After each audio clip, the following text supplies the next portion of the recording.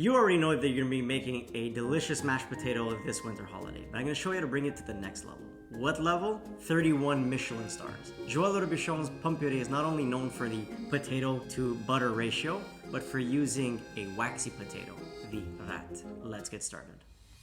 Fill up your pot with cold water and add a generous amount of salt. We're going to be cubing a cold block of butter. Cook the potatoes on simmer until tender.